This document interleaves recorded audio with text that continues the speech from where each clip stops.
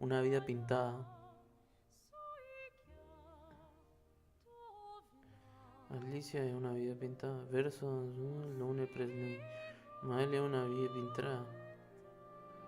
Adolfo Cafés. Alicia è una vida pintada.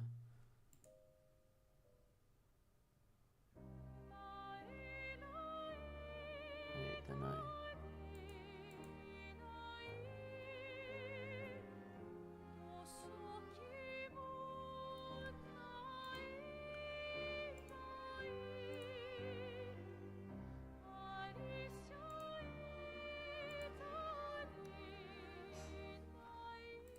Bien.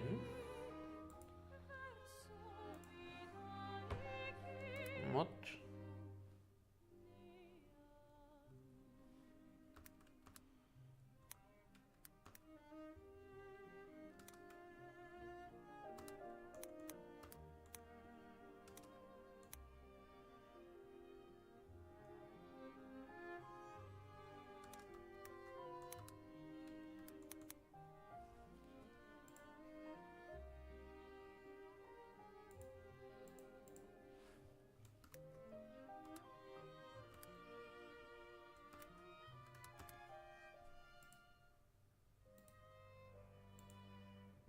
Para hablar.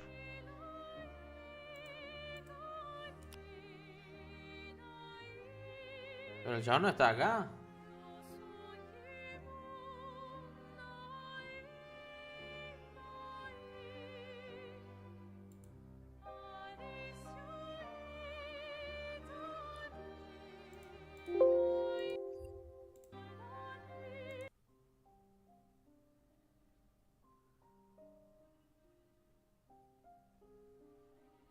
Chat.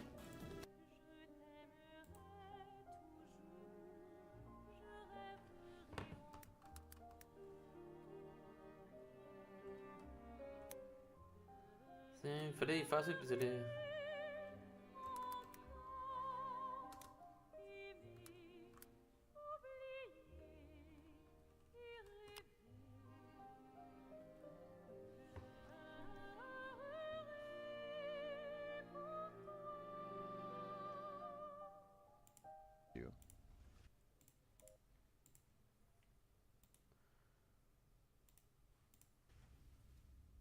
And also a third chance every 3 seconds that an animatronic is still in the vent. It will also play when they've got you, which can't be too helpful considering you die if you turn or at 5-second intervals. But if it's any consolation, you can't get any ads. There are also voice lines you can hear if one of the animatronics is in one of the adjacent rooms after 1 minute into the night. Fascinating what they have become. They can each only do it once on each side in a night, though you can't tell which side they're on from the voice line itself, it isn't panned. Now there's one final regular movement method for the animatronics, and maybe the FNAF 3 Springtrap analogy was a bit on the nose, because these animatronics can also vent. They're already in the vents, but they can teleport once a night. By 10 seconds into the night, when Molten Freddy is in the top middle room for the first time, he will instantly teleport to your adjoining left room. By 20 seconds into the night, when Scrap Chap or Scrap Baby are in the top middle room, they will instantly teleport to your adjoining right room. Lefty does not do this, not because of his conscience stopping him or anything, but due to an off by 1 error on the IDs of the animatronics. The IDs go up to 5, but the vent teleportation mechanic covers IDs 1 to 4, but no animatronic fills the first ID. There is, though, one hint in the code as to what the first ID could have meant. The game stores whether you have an animatronic in your pizzeria with MIDs, and the first one is only set to 1 if you accept all the sponsorships, but unfortunately no ad monster or anything exists, and all of their code for it was removed by release, so this is the only real remnant left. Now moving on to the same, and I promise you, the other sections do not contain teleportation. After each night, you have the opportunity to salvage an animatronic. It just happens that that animatronic will also get into your pizzeria and become an enemy in the future office sections, but who cares about that when you can get some of that cold, hard cash, up to $5,000. This is only the case though if the animatronic hasn't already gotten into your pizzeria by any other means. Your goal during the interrogation, as it's called in the files, is to play 5 audio prompts to test the animatronic's reactions, and also not die. You also cannot progress to the next audio prompt unless you've looked at the page in the last 10 seconds. You don't have to cross out anything, the page is just to facilitate jump scares. You do have a taser with you to reset the animatronics to a neutral state, though after 4 tases you only get half the salvage money, and anything 5 and above gets you a measly $100. The salvage is used an aggression meter, which when starting the interrogation starts randomly at either 0 or 100. For every 10 seconds that the tape plays, there's a 50% chance for aggression to increase by 150 plus 50 times the night number. For every second that you look at your page, the aggression increases by 10 plus 10 times the night number. There's also a 50% chance that when starting the 4th prompt, it will bring up aggression to 750, but won't decrease aggression if it's already above that. The animatronic will attack once it reaches 1200 aggression, or when you flip down the page at or above 1000 aggression. There are a couple ways to gauge how aggressive the animatronic is, primarily if it is moved. The salvage is swapped to the next visual stage when their aggression has reached 250, and the next at 500, though they will only move when you're looking at the page for at least a frame. I generally just look out for the last stage and consistently flip the page to make sure it updates. For Molten Freddy, I just look for a hole in the shadow. For Scrap Trap, I check if he's baring teeth. Scrap Baby's eye is only visible on her last stage, and Lefty's star, being fully in shadow, is his tell. There's also a very subtle audio cue with unique sounds for each animatronic. Molten Freddy has some popping and clicks. Scrap Trap has a droning heartbeat.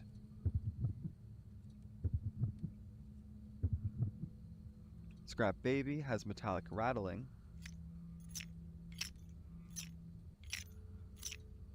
And Lefty has some wind-up whirring.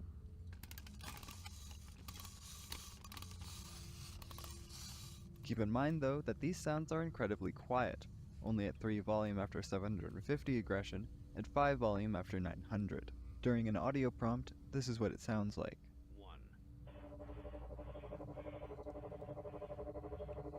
So the best way to utilize this is to either pause the prompt if you suspect something, or listen for sounds after a prompt ends, but before bringing up the page.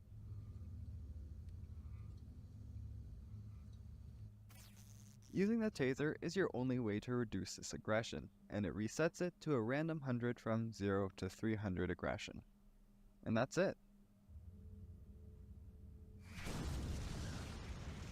Sorry, I just needed to get that off my chest. You get it. Anyways, what were we doing? Oh yeah, a simulator game. With the money you earn, you can buy animatronics, attractions, accessories, and more to upgrade your pizzeria and earn even more money. You start with only Dumpster Diving Weekly unlocked, and unlock Stan's Budget Tech after spending $100. You unlock Smiles and Servos Inc. after spending a total of $1,000. And unlock the Rare Finds auction after spending $3,000. You might have noticed some items are unavailable, oftentimes the animatronics. If you don't have the appropriate stage for them, you can't even purchase them. But there are a few other items with specific requirements. The confetti tile floor is not purchasable if your floor plan is not fully upgraded, and the same for the star curtain stage, though you also need to purchase the deluxe concert stage beforehand. And Pickles, though purportedly requiring you to purchase every single item in the game, only requires the Posh Pizzeria achievement. There are 4 achievements, including Trash in the Gang, Mediocre Melodies, Rockstars Assemble, and the aforementioned Posh Pizzeria. They're each obtained by placing a full set of animatronics on the stage and reward a decent amount of money. Posh Pizzeria, though, despite being incredibly expensive, is the only one that doesn't reward any money, though an unused image reveals it may have once been intended to reward $30,000. Something you can use to alleviate those costs are markdowns. Every day after the first one, 5 discounts get distributed to random items in the catalog. Items that are not marked down have a very good condition, but items that have one of these discounts have worse conditions. Every day there is a discount for only good condition, for poor condition, very poor condition, and 2 for terrible condition. Unfortunately, these discounts might be on items that aren't accessible to you yet, or that you've already bought or depreciated. And the same item can have multiple discounts, which just ends up using the largest markdown.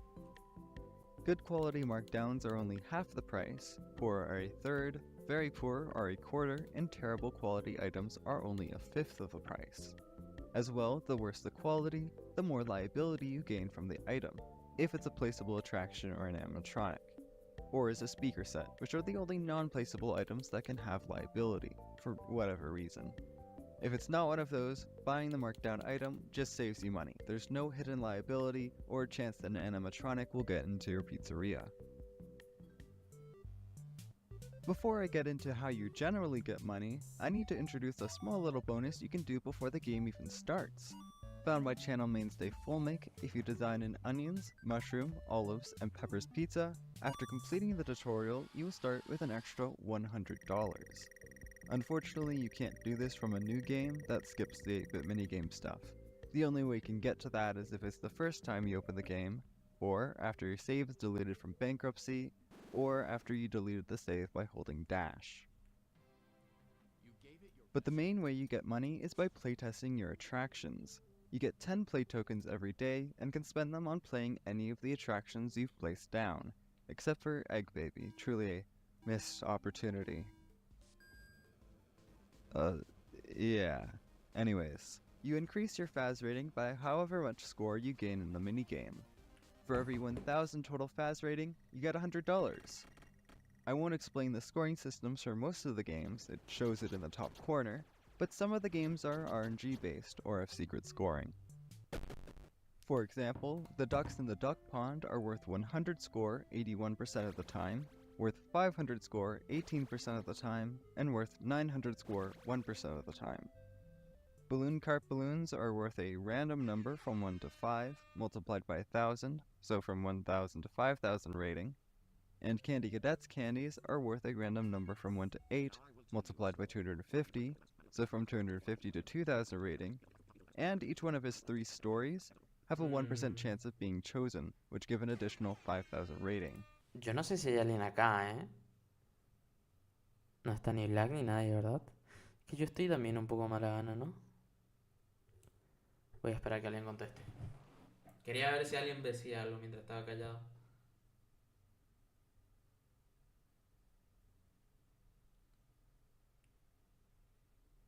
Parece que no.